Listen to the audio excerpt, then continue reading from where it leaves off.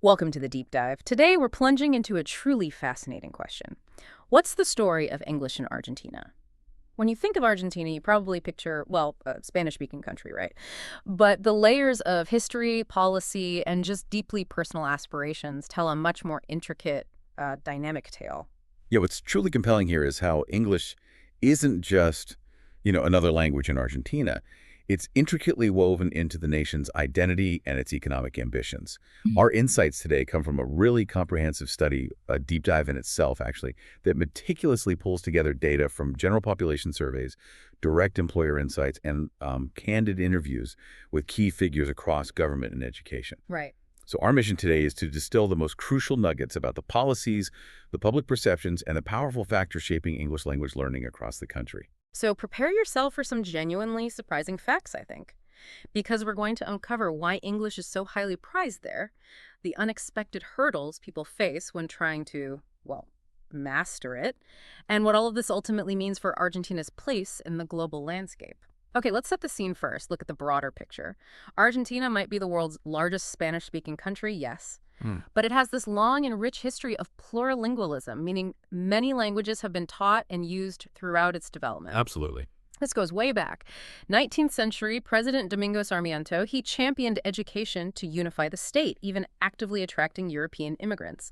That legacy, you'll find, is very much alive today. Indeed it is. And if we connect this to the bigger picture, while education governance is remarkably decentralized, provinces have considerable autonomy, The teaching of a second language is actually mandatory in both primary and secondary schools.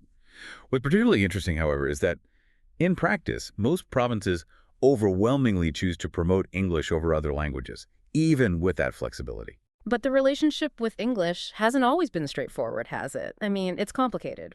What's truly striking is English's historically prestigious position.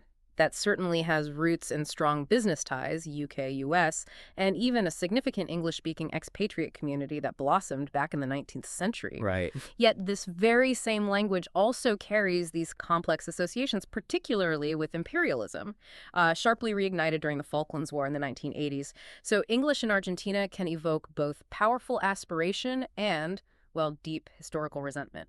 Depends who you ask. And this leads us to ask, how does that inherent tension manifest itself in official policy? Oh. Well, the 2006 National Education Law made second language learning mandatory. And while it championed linguistic diversity, most provinces, as we just said, they defaulted to English. They just went with English. Pretty much. Now, a more recent and quite ambitious development is this push for what's termed multicultural English. The goal here isn't merely linguistic competence, just speaking it. It's about fostering an understanding of both global and national cultures through English, while simultaneously reinforcing one's own cultural identity. Okay. So this means English ideally should be seen as having the same cultural weight as any other foreign language, even indigenous ones. It's not just a policy tweak. It's a bold attempt to reconcile English's global utility with Argentina's rich linguistic heritage and sense of identity. It's a challenging tightrope walk, really. That sounds like a truly significant shift, aiming for a much more nuanced role for English. But how easy is that grand vision to implement, on the ground? Oh, it's certainly a formidable challenge. Anecdotally, some teachers struggle with how to practically quantify this intercultural competency in the classroom. How do you measure that? Yeah. Exactly. And several provinces are genuinely unsure if such an ambitious goal can even be achieved through a purely multilingual approach. There's also some reported resistance, particularly in places like Santa Fe province, which still favors a more traditional sort of skill-based approach to English. Right. And critics also point out that this multicultural framework might not fully acknowledge the sheer, undeniable preponderance of English in critical global sectors like tech, tourism, international migration. So if we take all of this policy and history into account, what does it truly mean for the average Argentine trying to learn English today? The study looked at over 1,000 people, right? And the findings really paint a vivid picture of who's learning English and why. The data reveals this striking proficiency gap, a real chasm between who says they speak English and who truly masters it. We found that 42.3% of Argentines say they speak English, but only 15.4% claim high proficiency. Yeah, and that demographic breakdown isn't just fascinating. It reveals, potentially, a significant historical advantage for older generations. And it raises tough questions about current educational equity. What's particularly notable is that English learning shows a clear, positive correlation with household income, private schooling, higher educational attainment. Makes sense. For example, every single doctoral graduate surveyed had learned English. Every one. Yet here's where it gets particularly interesting. The highest proportion of English learners was actually among those aged 55-64, followed by those over 65. Older generations. Why is that? Well, it suggests maybe older generations received better quality training, perhaps. It highlights a potential systemic decline in the quality of English education over time, which is a critical challenge if Argentina wants to level up its global competitiveness across all generations, not just the elite. Okay, breaking this down further. Where exactly are people picking up English? It's quite striking how much starts in secondary school. An overwhelming 80% reported learning it there, followed by 40% in private language institutes. Big drop-off after that, though. Huge drop. Less than 10% learned it in the workplace and a mere 1% through government-funded programs. This truly highlights a significant preparatory focus, doesn't it? People are largely learning English because, well, it was mandatory in secondary school for 67% of them, or maybe more proactively, to improve their employment prospects. That's 27%, even if it's not immediately necessary for their current job. Right, it's seen as a useful future measure. Exactly, a valuable future asset. That makes a lot of sense, seeing it as an investment. But what about their actual skills, their proficiency? The survey revealed Argentines are far more confident in their reading skills. 28% rated themselves as advanced or fluent there. Compare that to only 19% for writing and a surprisingly low 16% for speaking. This leads us to ask, why such a pronounced disparity across skills? Learners predominantly attribute their stronger reading skills to self-practice, using the internet, social media, reading for work. Makes sense. Passive skill. Right. For weaker speaking skills, the top reasons given were simply not speaking English frequently enough or not having studied it for very long. It's important to note they didn't primarily blame poor teachers or curriculum quality, more a lack of practical application. Interesting. So it points to a gap in how English is used versus how it's acquired. Precisely. So if the demand is so high, why isn't everyone learning English? What are the biggest walls people hit when they try? Well, a key point to consider, and maybe the most important one, is the primary barrier for non-learners: cost. A significant 35% cited it as simply too expensive. Right. Other major factors included it not being taught in primary school. That was 28% of respondents, and a feeling of not being good at learning languages for 25%. This paints a picture of clear desire that's often unmet due to economic or systemic hurdles, not really a lack of interest. And what would be the single biggest motivator for those who haven't yet learned English? What could really tip the scales for them? The top motivator, by a considerable margin, improving employment prospects, cited by 65%. No surprise there. Not at all. Followed by the ability to travel abroad at 47%. And, perhaps surprisingly, free English classes at 38%.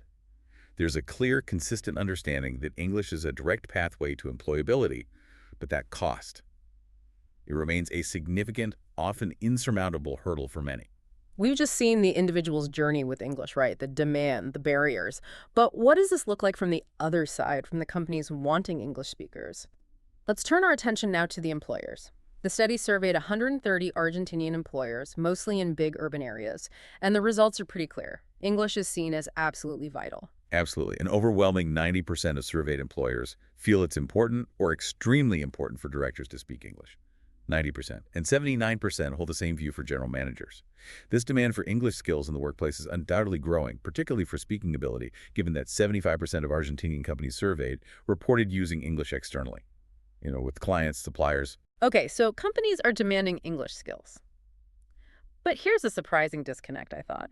The study found that over half, 55% of these employers aren't actually investing in corporate English training themselves. Right, you'd think they would. Exactly. And when they do, it's often just internal provision, like someone helping someone else out, or a buddy scheme, not extensive external partnerships. How do we explain that gap? Demand versus investment. It's a crucial question, isn't it?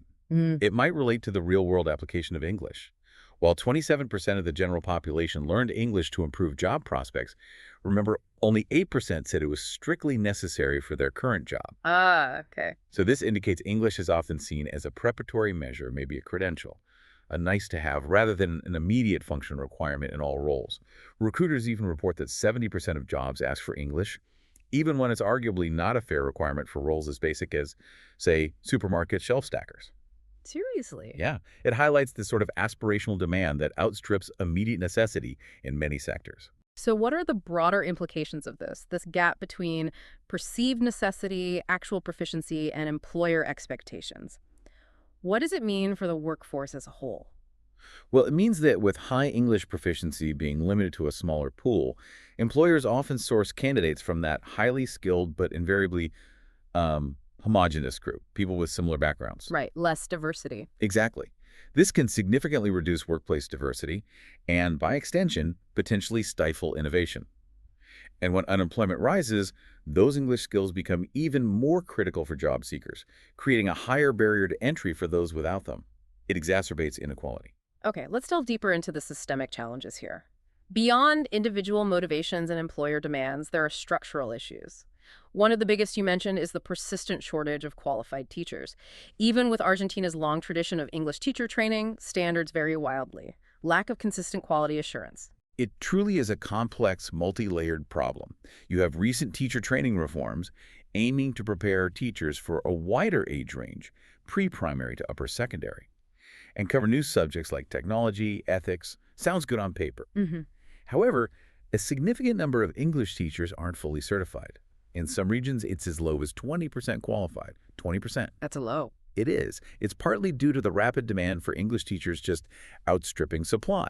And compounding this, you see what are colloquially known as taxi teachers. Taxi teachers? Yeah, individuals working multiple jobs, maybe hopping between schools, just to supplement often low salaries in the public system, which inevitably means less focus and opportunity for professional development for staying up to date. And to really grasp this, the study mentioned that certain reforms intended to be inclusive, like universal standards for teacher training, banning entrance exams in some provinces, have paradoxically led to a lowering of standards in some institutions. What's the dynamic at play there? That seems counterintuitive.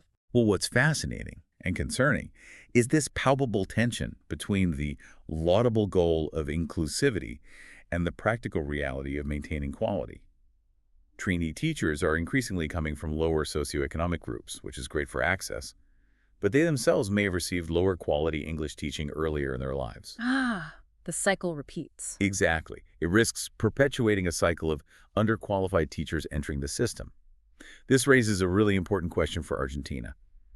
How can the nation balance equitable access to the teaching profession with the crucial need for maintaining truly high teaching standards across the board?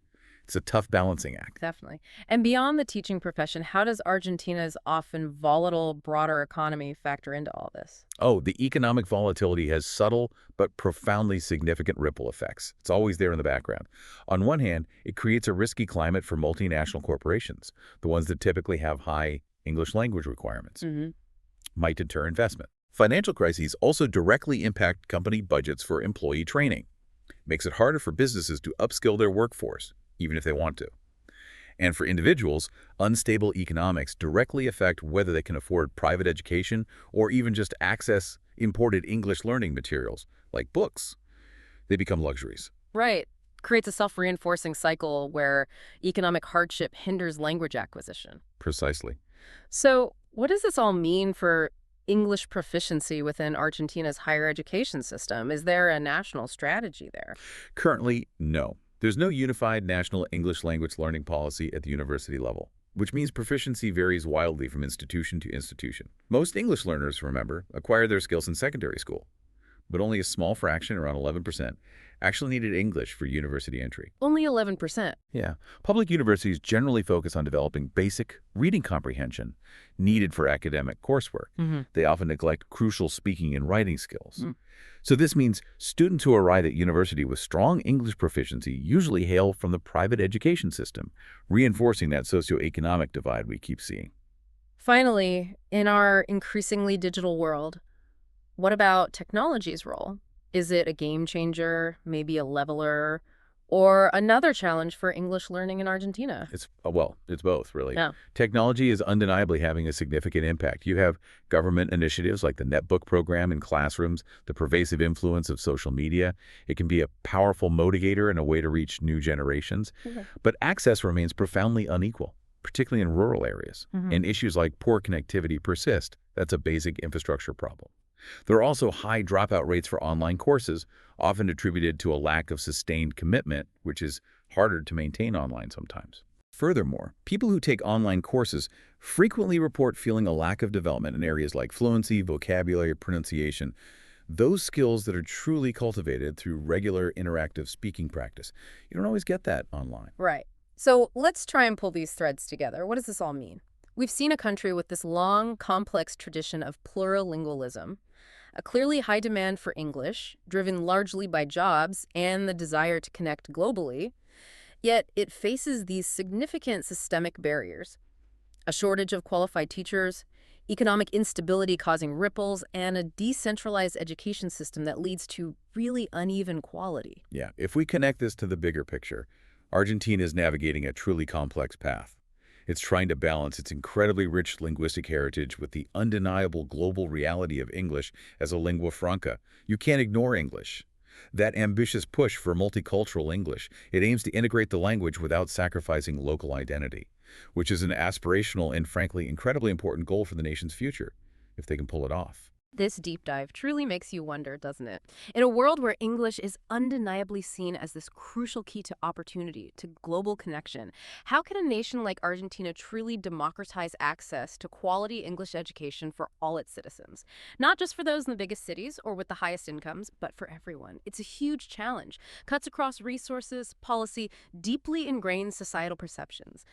As you reflect on what we've discussed today, what stands out to you as Argentina's biggest hurdle, perhaps, or maybe its greatest opportunity in this ongoing linguistic journey?